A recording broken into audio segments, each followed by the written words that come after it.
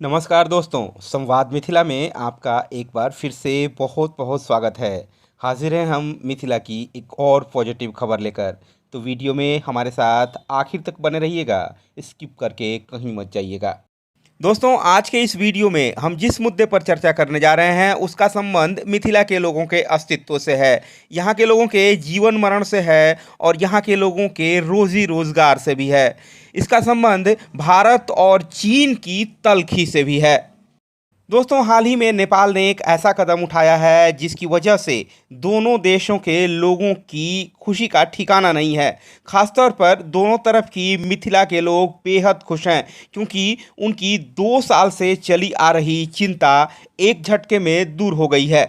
तो दोस्तों, आज के इस वीडियो में चर्चा दोनों तरफ के मिथिला से जुड़ी इसी खुशखबरी की।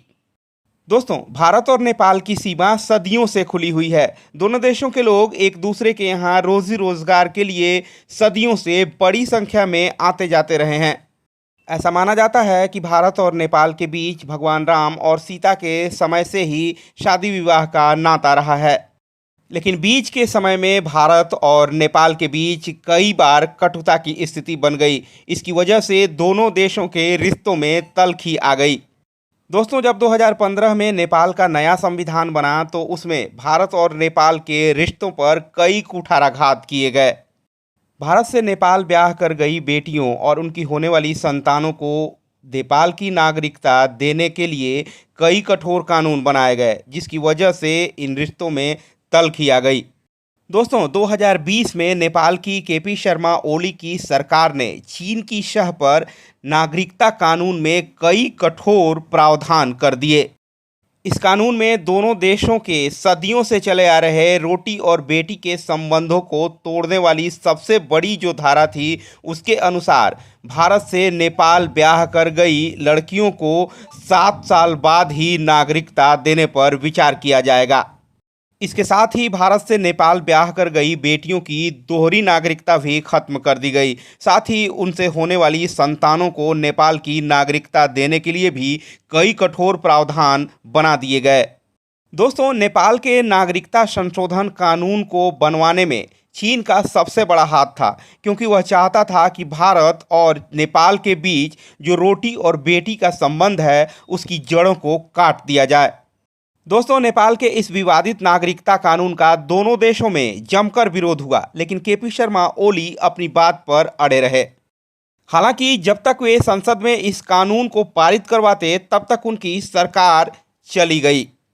दोस्तों, उसके बाद नेपाल में नेपाली कांग्रेस की सरकार आई, जिसका नेतृत्व शेरबहादुर देउबा कर रहे हैं। दोस्तों, नेपाल की इस नई सरकार के नेतृत्व में नेपाली संसद ने केपी शर्मा ओली के उस विवादित नागरिकता संशोधन कानून के प्रस्ताव को रद्द कर दिया है। अब ऐसा कानून बनाया गया है जिससे भारत से नेपाल ब्याह कर गई बेटियों को 1 साल में नागरिकता मिल जाएगी। उनकी दोहरी नागरिकता भी बरकरार रहेगी। साथ ही उनसे होने वाली संतानों को भविष्य में नेपाल की नागरिकता प्राप्त करने में कोई दिक्कत नहीं आएगी। दोस्तों, अब इस नए कानून के बनने के बाद भारत और नेपाल दोनों तरफ के लोगों ने राहत की सांस ली है।